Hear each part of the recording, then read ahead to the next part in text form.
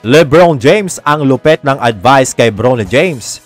Steve Ballmer tiwala sa kanyang team at Intuit Dome. Sobrang lupet mga amigo. Kanina na-reveal na ni Steve Ballmer ang kanilang bagong arena na Intuit Dome.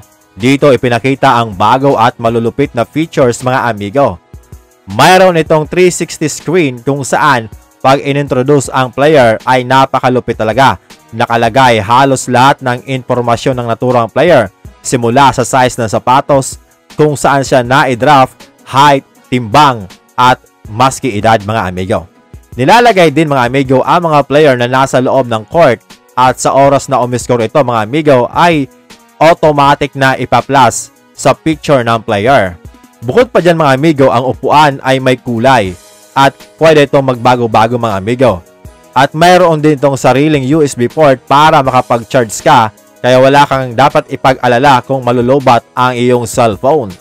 At ang pinakamalupit mga amigo, lahat ay pwedeng maabot ng t-shirt kahit saan ka man nakaupo dahil nilagyan ng t-shirt cannons ang kanilang hollow board. Ganito kalupit ang bagong Intuit Dome ng Los Angeles Clippers. Ang Clippers ay palaging nasa ilalim ng anino ng Lakers dahil sa kampeonato mga amigo. At alam naman natin na mas nangingibabaw sa LA itong Lakers dahil nagsishare lang sila ng arena, kaya gusto ng Clippers na kumawala at bumuo ng sarili nilang identity. Kaya good starts talaga na magkaroon sila ng sariling arena. Natanong naman si Steve Ballmer na kung sa kanyang palagay ay kaya pa rin ba mag-compete ng Clippers sa kampeonato sa kabila ng pagkawala ni Paul George sa team. Ayon kay Steve Ballmer, ang West nga daw ay talagang napakahirap pero magiging competitive. Mayroon pa daw silang dalawang Hall of Famer, isang MVP at isang Finals MVP. Kaya harapin na daw natin ang katotohanan mga amigo na maraming tao ang naglalaway na mapunta sa kanila ang dalawang player na ito. Meron daw silang nakuhang mga player na malulupit at naglalaro ng matinding depensa at talagang matindi kung maglaro. Nakuha daw nila si Derek Jones Jr. na nakita daw natin kung ano ang naging performance nito sa nakaraang playoffs. Meron daw silang Terrence at Chris Dunn na malupit na defender. Naibalik daw nila etong si Nick Batum na hindi lang maayos na ka-teammate kundi magaling din na defender. Kaya naman sa kanyang palagay ay magiging okay naman daw sila sa West kahit na talagang matindi ang labanan. Isa pa, may magaling daw silang coach at talagang mahal niya ito mga amigo at mananatili ito sa kanila ng napakatagal. Agree ba kayo mga amigo sa sinabing ito ni Steve Ballmer?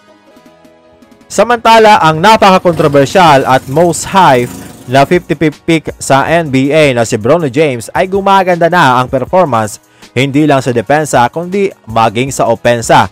Pumapasok na rin ang kanyang mga tira. Simula nang sabihan siya ni Jaylen Brown na hindi pa siya pro.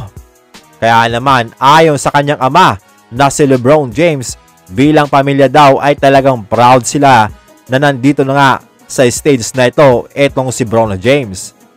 Wala daw itong kinalaman kung maglaro si Bronny James ng maganda or hindi. Dahil 19 years old pa lang ito at marami pa daw na silid para lumago. Napakarami pa daw ang dapat nitong matutunan pero ang pinakamaganda raw ay panatilihin nitong mapagkumbaba, kumbaga huwag magyayabang at manatiling nakafocus.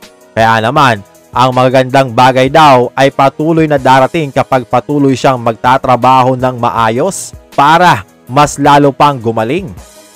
Ang lupet ng advice ni LeBron James mga amigo, talagang gusto niyang i-apply ni Bronny James kung ano ang ginagawa niya para mas lalo pang gumaling ito mga amigo, na naging dahilan nga kung bakit nananatiling nasa tuktok pa rin itong si LeBron James hanggang sa ngayon. Pag isinabuhay ni Bronny James ang napakagandang advice na ito ni LeBron, nako, walang duda na someday ay magiging magaling na NBA player etong si Bronny James.